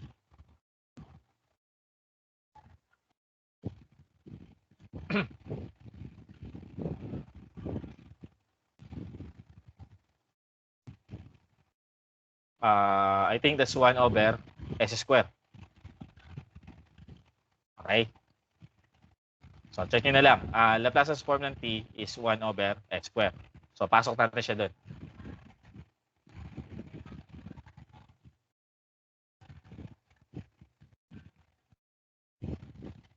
So, this is 1 over s square. Okay. Now, let us separately find yung inverse nito at saka nito. Okay, so ito, since yung denominator nyo is factorable, okay, yung denominator nyo, let's call this y1 and this y2. Okay, mamaya kasi papangalanan ko yung dalawang yan. Okay, so yung y1, okay, can be simplified into following. S plus 1 over s square minus 1 can be written as s plus 1 over s minus 1 times s plus 1. Okay, which enables us to cancel this. Okay, so this makes it 1 over, yes, Mr. Kurek, may question ba?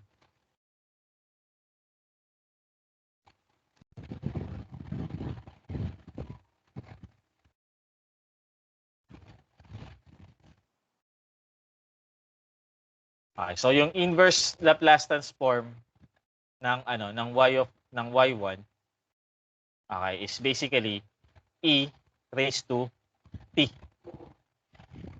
Okay, e raised to t yung inverse itong term na to. Okay? While yung y of 2, okay, has the following inverse. So, yan ay naka 1 over s square times s square minus 1, okay, which can be written as 1 over s square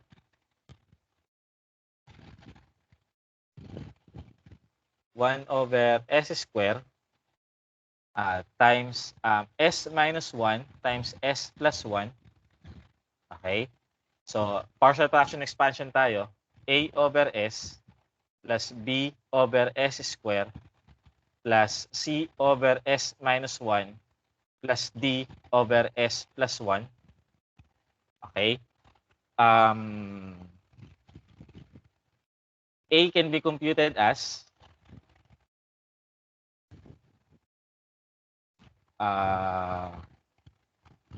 or B na lang yung compute natin kasi B lang yung matatanggal ko dun eh.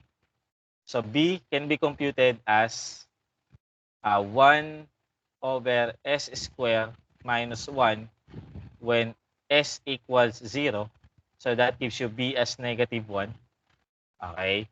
C is 1 over s square times s plus 1.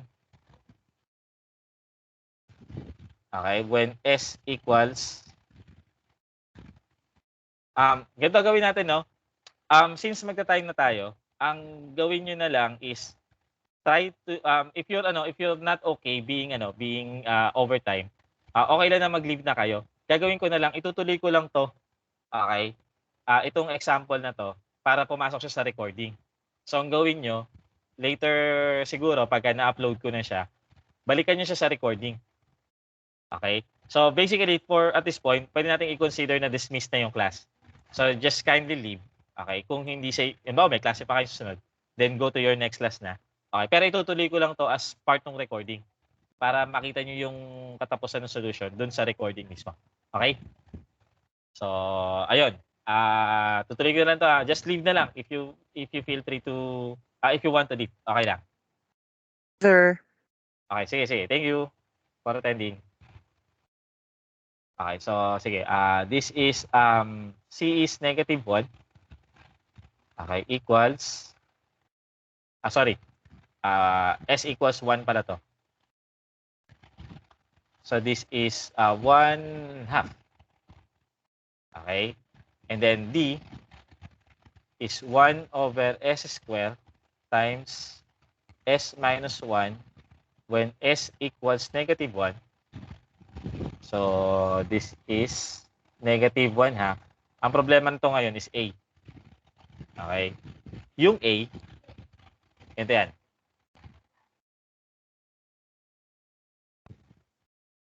Yung pagkuha ng A is pwede natin kunin sa B. Pwede nyo kunin galing sa B. Pero kukunin nyo yung derivative nung expression sa B. Okay? So, derivative nung 1 over S squared minus 1 when S equals 0. And itong expression na to can actually be directly evaluated using your calculator. Kung ganito yung calculator nyo. Okay? So, that is, ganito siya.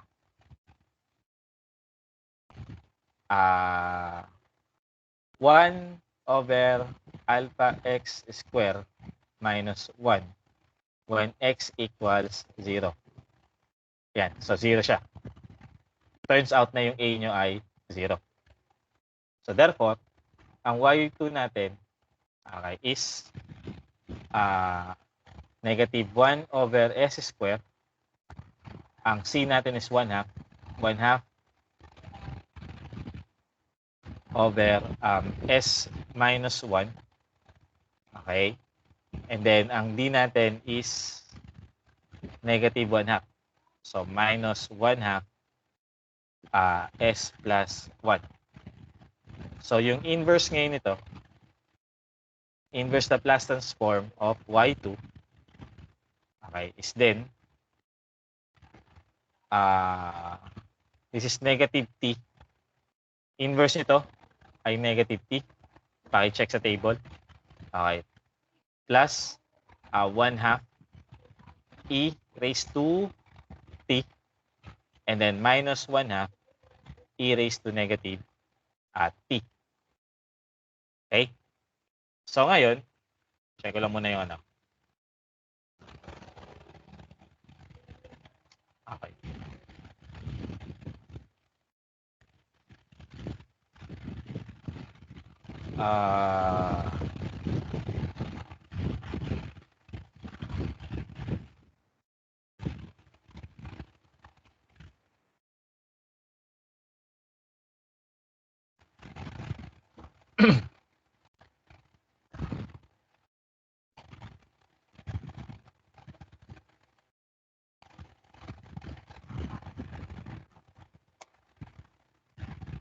Ayun.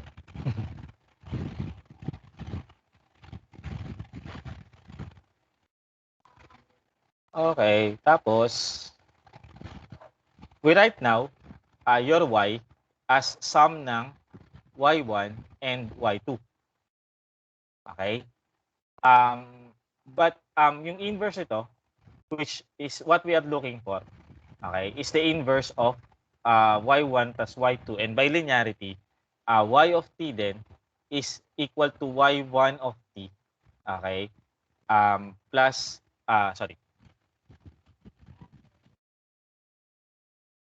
is yung inverse ng y1, okay, plus yung inverse ng y2. Okay. Now, yung inverse ng y1 natin is given as e raised to t. Okay, so this is e raised to t. Okay.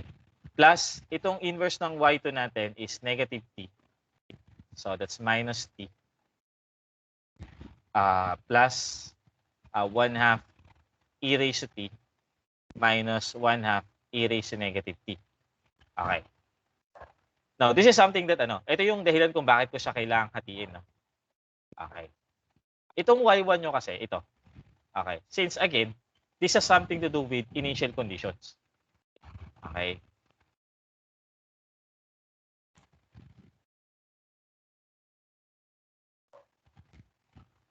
With initial conditions. And if that is something to do with initial condition, it means the system, okay, the system plays a very high role in determining this term. Okay? Now, sa system analysis, okay, kapag dinala natin ito sa system analysis, itong systems has a big role in determining this term. When you say determining, it means yung form niya, yung behavior niya, okay? The system has something to do with that. Okay? Sa system analysis, yung term na yan that has something to do with initial conditions, tatawagin natin itong natural response. Okay? And that natural means inherent to the system. Okay? When you say yung natural dito means inherent to the system. Okay. Response means output. Okay. When you say response, it means output. So, ibig sabihin, itong output na to, okay, has something to do with the characteristics and behavior of your system itself. Okay. While, itong mga terms na to, okay, that has something to do with the input. Okay. This has something to, this basically has yung input ninyo, yung form ng input ninyo, which is in this case t, okay, plays a very big role in this in determining yung behavior nung set of nung terms na to. Okay. And basically, in system analysis, we will call this the forced response. Okay, this is what we call the forced response. Forced, okay, owing to the fact that this has something to do with the input. Kumbaga, dahil may input ka, okay, because you have an input, okay, your response would turn out to be this way. Okay? So, in essence, sa system analysis, kapag ka naghahanap tayo ng output, say for example, your y of t is the output of your system. Okay? Your system would have the following. Natural response. Okay. Plus forced response. Lagi yan. Okay. And the natural response is determined by the initial conditions, while the forced response is determined by the input. Okay? So, I hope maliwanag tayo dun sa distinction na yun. Okay. And kung magtataka kayo, sir, hindi naman yan yung sagot Okay, yung sagot dito is ito. Okay? Pero check nyo meron kayong e raised to t. Ayun, meron kayong e raised to t. Meron kayong negative t. Meron kayong negative t dito. Tapos ang term nyo dito is hyperbolic sine of t. Tingnan nyo to. Ayan. Hindi ba hyperbolic sine of t yan? Kapag sinunod ko in another way. So, pareho yung sagot ko dun sa nasa Okay, nasa example tsaka yan. Okay. So, that is how we solve yung yung initial value problem niyo with regards to with the use of Laplace Transform. And mind you, kapag ginamitan nyo ito ng method of undetermined coefficients, ang madedetermine nyo lang sa una is yung general solution, yung merong pang arbitrary constants. Yun lang yung madedetermine nyo. Okay. Tapos kailangan pa kayong gumawa ng substitution para maisama nyo yung initial conditions dun sa solution nyo para maging ganito siya, para makuha nyo yung particular solution na tinatawag. Okay. But in this case, as you can see, along the way, we have already handled the initial conditions. Okay, along the way. This is a separate solution when you use the method of undetermined coefficients. Kasi from the differential equations, ang makukuha nyo lang dyan is yung general solution. Yung merong pang arbitrary constants. And for you to eliminate those arbitrary constants, okay, you have to substitute these things pa.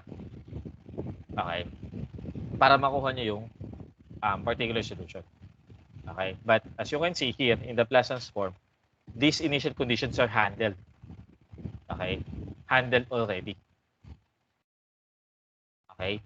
So yun yung isang advantage na ino-offer ng Laplace transform method. Okay? So ayun. So I hope that you would be able to ito na nga, in-enumerate ko na pala dito. Okay. I hope you'd be able to attempt to use Laplace transform solutions for this example and this one. Okay? So ayun. Kung may questions kayo, send nyo lang sa akin sana. Andayin nyo pa naiwan. Kung may questions kayo, send nyo lang sa akin yung mga would-be questions niyo para mapag-usapan natin siya. Okay? So, ayun, sige, dismiss na tayo. Thank you for attending. Salamat po, sir. Thank you, sir. Okay, thank you. Thank you, sir. Upload ko na lang to kagad para Thank you makita nyo po. kagad. Okay.